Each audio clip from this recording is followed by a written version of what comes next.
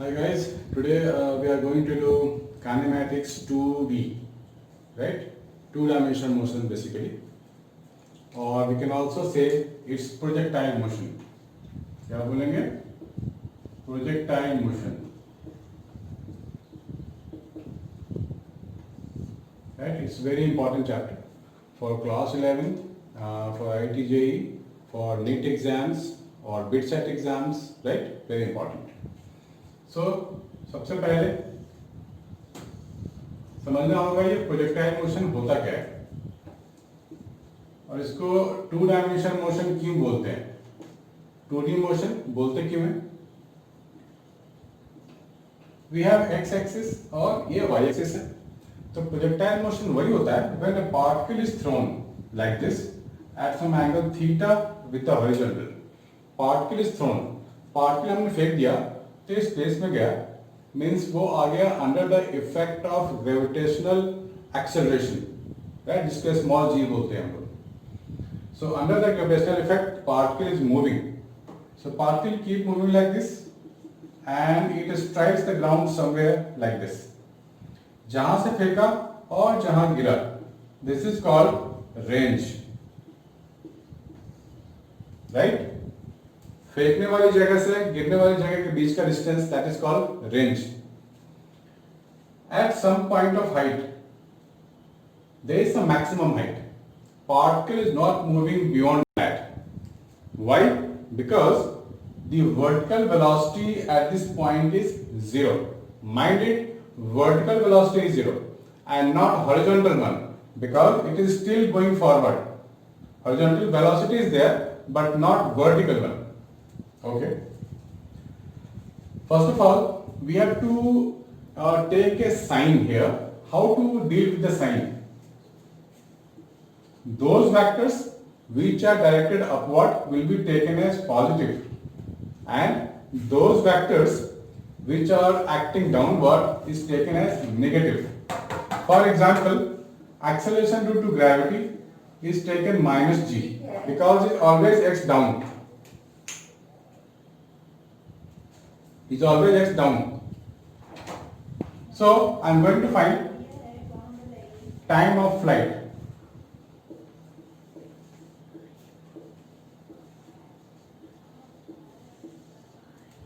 This is your time of flight.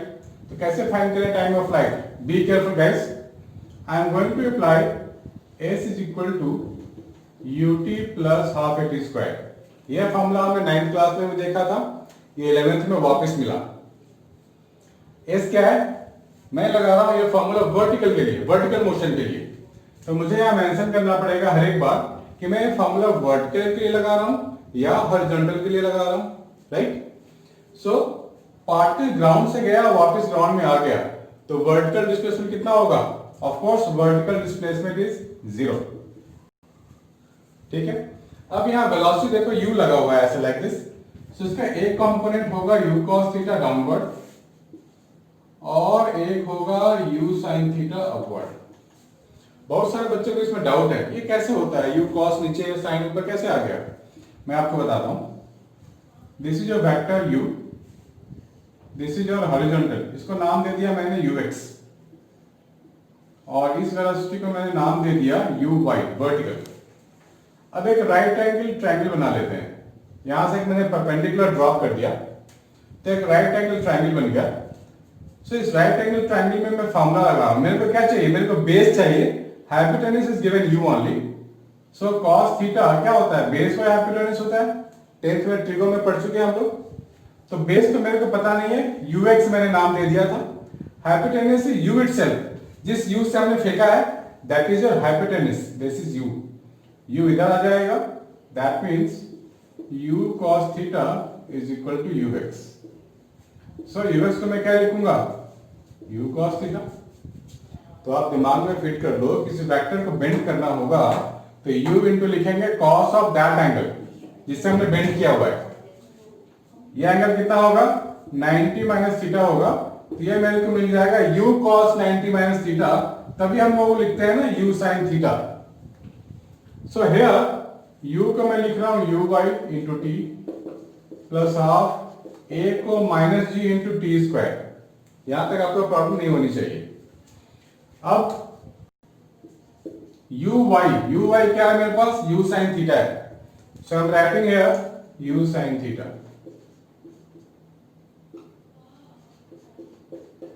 This one. अब क्या करेंगे हम लोग, t कॉमन ले लेंगे, u sine theta minus g by 2t। So t is coming out to be 2u sine theta upon g। This is total time of flight, यहां से यहां तक जो टाइम लगा that is total time. Now I am going to find range using same formula. तो मैं वापस लिखूंगा s is equal to ut plus half at square. इस बार ये फॉर्मूला मैं हॉरिजॉन्टल के लिए लगाऊंगा, और हॉरिजॉन्टल में we don't have any acceleration, so a वाला पोर्शन जीरो हो जाएगा। इसको मैं लिखूंगा range r, this is ux into t plus zero. ux means horizontal velocity, और हॉरिजॉन्टल वेलोसिटी कितनी हमारे पास है, इट्स गिवन ना, u cos theta, u cos theta. So I am applying u cos theta into time क्या होगा 2u sine theta upon g। So I am getting u square 2 sine theta cos theta upon g। 2 sine theta cos theta का formula आपने trigo में देखा होगा, sine 2 theta होता है। So we are getting u square sine 2 theta upon g। This is your range. Range का formula आ गया u square sine 2 theta upon g। अगर रेंज को मैक्सिमम होना है for r max means range maximum, उसके लिए हमें क्या चाहिए, साइन 2 थीटा 1 होना चाहिए, क्योंकि साइन फंक्शन की मैक्सिमम वैल्यू 1 होती है, तो रेंज मैक्सिमम हो जाएगा। साइन 1 कब होगा, जब इसके पास 90 डिग्री होगा, so 2 theta must be 90 degree, so you can say theta is equal to 45 degree. Means अगर 45 डिग्री से हम लोग फेंकते हैं किसी को विद द हॉरिजॉन्टल, तो कहां जाएगा, वो मैक्सिमम रेंज में जाएगा, मैक्सिमम हॉरिजॉन्टल डिस्टेंस में जाएगा, राइट। तो ये कंडीशन आपको याद होनी चाहिए, राइट। सो डिराइव करो, आगे मैं और डेरिवेशन बता रहा हूं, यहां तक आप नोट डाउन करो।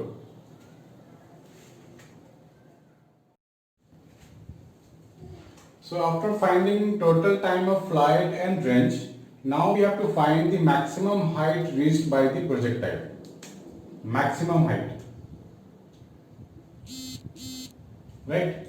तो टू डायमेंशन मोशन क्यों बोलते हैं, मैं फिर से पूछ रहा हूं, क्योंकि it has two component of velocity or you can say two component of motion. Particle आगे भी जा रहा है और पार्टिकल ऊपर भी जा रहा है, that's why it is called two dimension motion. As you know very well, this is your u cos theta and vertical wala is u sin theta. Two component of velocity. So maximum height means the vertical velocity at the point is 0. Note it down. So I am applying v square is equal to u square plus 2as.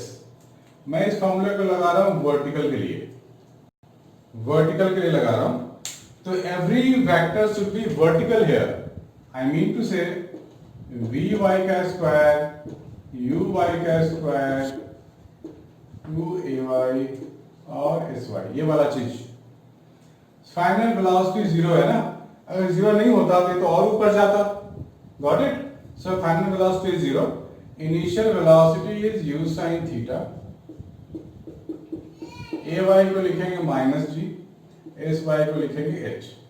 So maximum height is u square sine square theta upon 2g। This is the maximum height reached by this. तो किसी कौन से factors पे depend कर रहा है maximum height, u theta, g तो constant ही होता है ना। सो u और थीटा पे बेसिकली डिपेंड कर रहा है, ज्यादा u होगा फेंकने का तो हाइट भी ज्यादा होगा, एंगल बड़ा होगा तो h भी बड़ा होगा, right guys, very important. Now one more thing we have to find it here कि this path, equation of this path is called parabolic path, है ना, ऐसा path है, ऐसा, इसको क्या बोलते हैं, parabolic path। मतलब छाता है ना, छाता को खोलो, छाता का शेप जो होता है अम्ब्रेला का, दैट इज कॉल्ड पैराबोला। तो स्कूल में आ सकता है बच्चों कि find the equation of path of the particle, तो हमने यहां पे कोई पॉइंट ले लिया x, y, this is your y और this is your x. Now I am applying s is equal to ut plus half at square. दो बार apply कर लेते हैं. एक बार x एक्सिस के लिए पहले अप्लाई कर लेते हैं. जब हॉरिजॉन्टल की बात करेंगे यानी x एक्सिस की बात करेंगे तो s become x, u becomes ux. ux means horizontal velocity, that is nothing but u cos theta. So यहाँ लिख लो u cos theta into t. a तो जीरो होता है हॉरिजॉन्टल में, नो एक्सेलरेशन, राइट. अब इसी फॉर्मूले को मैं लिख रहा हूं वर्टिकल के लिए, तो s की जगह y लिखना पड़ेगा और वर्टिकल इनिशियल वेलोसिटी मेरे को u sin थीटा लेना पड़ेगा, a को माइनस d लेना पड़ेगा, यहाँ t स्क्वायर लेना पड़ेगा. ये अब यहां से मैं वेरिएबल t को एलिमिनेट कर दूंगा तो मेरे को इक्वेशन मिल जाएगा. क्या करेंगे, वेरिएबल t को एलिमिनेट कर देंगे तो इक्वेशन आने वाला है. ध्यान से देखना बच्चों, x upon u cos theta this is equal to t. इस t को मैं यहां भी लिखूंगा, यहां भी लिखूंगा u sin थीटा. t का मतलब हो गया x upon u cos theta minus g by 2 into t square x by u cos theta. This one u यहां तो गया, मेरे पास क्या बच गया, मेरे पास बच गया x tan theta minus g x square upon 2 u square cos square theta. This one. So बच्चों सीख लो, इसको प्रैक्टिस कर लो, तो ये काफी यूजफुल है. आगे प्रॉब्लम्स करेंगे तो सारे फॉर्मूले हमारे को याद होने चाहिए, मेमोरी में डालो, राइट. कोई भी डाउट हो तो बताया करो. इसमें कुछ इंपॉर्टेंट पॉइंट भी है जो हमारे को लिखने पड़ेंगे. कुछ इंपॉर्टेंट पॉइंट हमेशा ध्यान में रखना, जैसे कि मैंने पहले ही बताया था.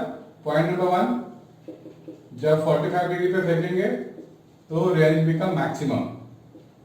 सेकंड पॉइंट, मैक्सिमम हाइट पे हॉरिजॉन्टल वेलोसिटी होगा, मैक्सिमम हाइट पे एट h मैक्स वेलोसिटी क्या होगा, u cos थीटा होगा.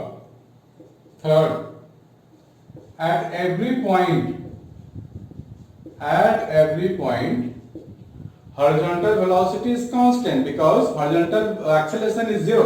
At every point we have ux यानी कि horizontal velocity क्या होगा, u cos theta. यहाँ पे क्या होगा, u cos theta होगा, सब जगह होगा u cos theta. लेकिन मैक्सिमम हाइट पे क्या है कि only one velocity u cos theta, vertical वाला will be zero. लेकिन यहाँ पे वर्टिकल जीरो नहीं है, यहाँ पे वर्टिकल जीरो नहीं है, यहाँ पे वर्टिकल जीरो नहीं है, यहाँ पे वर्टिकल जीरो नहीं है. Right. So at every point we have one velocity, that is u cos theta. तो ये इसका फैक्टर बच्चे जनरली भूल जाते हैं, भूलने का नहीं है, याद होना चाहिए मेमोरी में हमेशा. So note it down.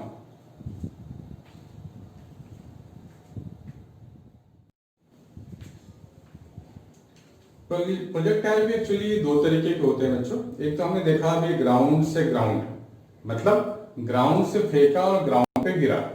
कभी कभी दूसरे केसेस आ जाते हैं, किसी टावर से फेंक रहे हैं या किसी बिल्डिंग से फेंक रहे हैं, किसी हिल पे से कुछ स्टोन फेंक रहे हैं, कोई पार्टिकल फेंक रहे हैं, तो उसका केसेस फिर अलग हो जाता है. मान लेते हैं हमारे पास कोई हिल है ऑफ हाइट h, यहां से आपने किसी पार्टिकल को फेंका ऐसा at an angle theta with the horizontal ऐसा. एक होता है हमने हॉरिजॉन्टल फेंका, राइट, और एक केस होता है कि हमने नीचे फेंका है like this at some height h. तो इस तरह के केसेस में जब किसी हाइट से फेंकने की बात होगी तो we are not going to apply those which we have derived in the ground case, ground to ground case, right. हमने ground to ground case में बहुत सारे फॉर्मूले देखा है, time of flight, range, maximum height, equation of path. वो सब कुछ यहाँ नहीं लगाएंगे, यहाँ पे सिर्फ बेसिक इक्वेशन लगाएंगे. लेकिन बेसिक इक्वेशन लगाने के पहले आपको इसका कंपोनेंट्स में पहले लिखना पड़ेगा. मतलब ये भी टू डायमेंशनल मोशन है ना, ये भी u cos थीटा है और ये क्या है, this is your u sin theta. ये ऑलरेडी हॉरिजॉन्टल है, इसे कुछ छेड़ने की जरूरत नहीं है। ये ना तो हॉरिजॉन्टल है ना ही वर्टिकल है। यहाँ क्या लिखेंगे, u cos theta this way और u sin theta vertically down, ऐसे लिखेंगे। और यहाँ भी साइन कन्वेंशन वही लेंगे जो पहले लेते आए हैं, upward vector positive, downward vector negative. अब यहाँ पे देखो इनिशियल वेलोसिटी डाउनवर्ड हो गया, यहाँ नेगेटिव लेना पड़ेगा मुझे। यहाँ इनिशियल वेलोसिटी अपवर्ड है तो ये पॉजिटिव लेंगे, और यहाँ पे इनिशियल वेलोसिटी ना ही वर्टिकल है ना ही डाउनवर्ड है, ये हॉरिजॉन्टल है, तो वर्टिकल वेलोसिटी यहाँ जीरो लेंगे। और इन सबों के केसेस के लिए सबसे इंपॉर्टेंट फॉर्मूला है s is equal to ut plus half at square, सबसे इंपॉर्टेंट फॉर्मूला ये आपको यूज करना पड़ेगा। वैसे क्वेश्चन टू क्वेश्चन डिपेंड करता है, बट मोस्टली मैंने ये देखा है ये फॉर्मूला बार बार इस्तेमाल होता है। तो हम लोग मान लो इस केस की अगर बात करें और I have to apply this formula, तो मैं क्या लिखूंगा, s की जगह मैं लिखूंगा माइनस h, क्योंकि पार्टी पहले यहां था, अब घूम के कैसा आएगा, नीचे आएगा ना। सो दिस इज द डिस्प्लेसमेंट, और ये डिस्प्लेसमेंट कैसा है, डाउनवर्ड, नीचे आ रहा है। सो डाउनवर्ड डिस्प्लेसमेंट के लिए मैं लिखूंगा माइनस साइन।